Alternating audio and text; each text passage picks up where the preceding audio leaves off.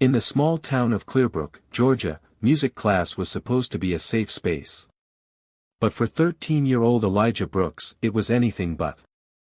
The only black kid in a predominantly white middle school, Elijah was used to the whispers, the snickers, the side eyes. But he didn't mind, he had bigger dreams than their ignorance could ever comprehend. His mother, Denise, a single parent and nurse who worked double shifts, always told him, "Don't let the world write your song. You write it yourself." She had saved every extra dime to buy him a used violin from a pawn shop when he was 9. Elijah had fallen in love with its voice, how it could cry, sing, rage, or whisper, depending on how he touched it. The violin became his voice in a world that often ignored him.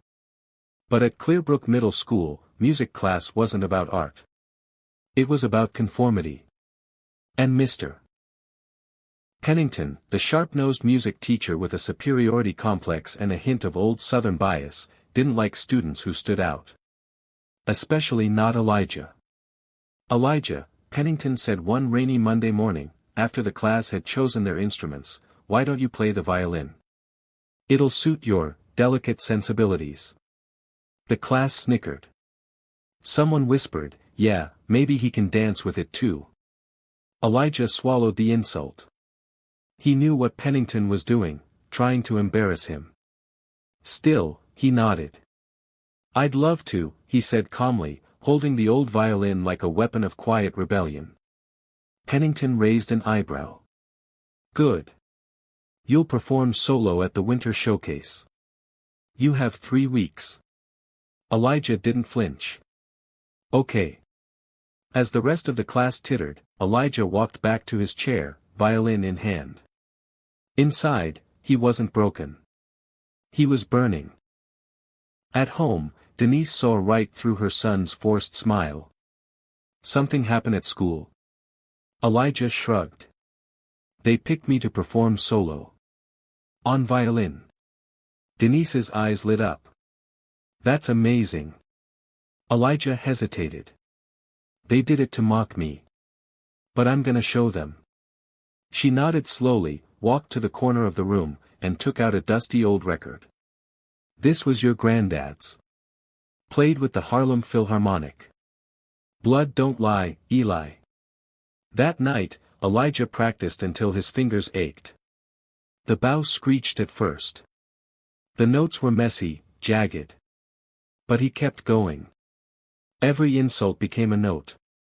Every stare, a chord. Every dismissal, a melody. At school, he practiced during lunch. In the stairwell. In the janitor's closet. Everywhere they wouldn't hear him, yet. Pennington smirked during rehearsals. "You sure you're ready for a crowd, Elijah? Maybe something simpler. A recorder, perhaps?" "No, sir," Elijah said, eyes steady.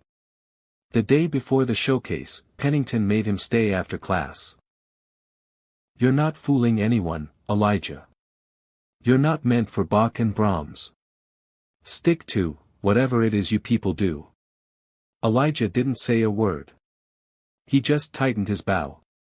That night, he didn't sleep. Neither did Denise. She sat by his bedroom door, listening to the rising swell of his music, sometimes hopeful, sometimes haunting. The winter showcase filled the Clearbrook auditorium with parents, teachers, and students. Lights dimmed. Programs were handed out. Pennington, clipboard in hand, stood tall. Backstage, Elijah waited with his violin cradled like it was alive. The other students laughed behind his back. Someone whispered, "Get ready for the screeching." Denise sat in the front row, heart pounding. She wasn't just here as a mother. She was here as a witness. "And now," Pennington announced, barely hiding his sarcasm, "a violin solo by Elijah Brooks." A few chuckles echoed. Elijah walked on stage. He didn't look at the crowd. He just closed his eyes and placed the bow. The first note hit like a ripple in still water. Pure. Crisp. Soulful. Then came the second. Then the third. Then the storm. Elijah didn't just play music. He told a story. His story. The violin cried with the pain of centuries. It danced with the joy of dreams. It thundered with defiance. Every rise and fall was a battle won. The audience sat frozen, mouth slightly open, eyes wide. Even Pennington's clipboard slipped from his hand. By the final crescendo, the room was breathless. Silence. Then, thunderous applause. People stood. Some cheered. Some cried. Elijah bowed.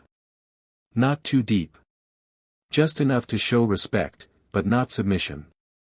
Backstage, the same students who laughed now stared in awe. One of them, a girl who'd once mocked him, whispered, "I didn't know." Elijah walked past them like they were ghosts. He had played his truth. That was enough.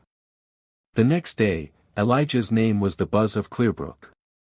The local newspaper ran a story, "Young violinist stuns school with soulful performance." A viral video circulated, showing Elijah on stage, eyes closed, making the violin weep and soar. Pennington was oddly quiet in class. He didn't dare look Elijah in the eyes. At the end of the day, he cleared his throat and said, "Good work, Brooks." Elijah just nodded. Denise received calls from colleges. From music programs. Even a representative from Juilliard requested to meet them. But Elijah didn't care for fame. All he wanted, was to play. And that night, as he practiced by the open window, the sound of his violin rose into the air, no longer the voice of pain, but of power.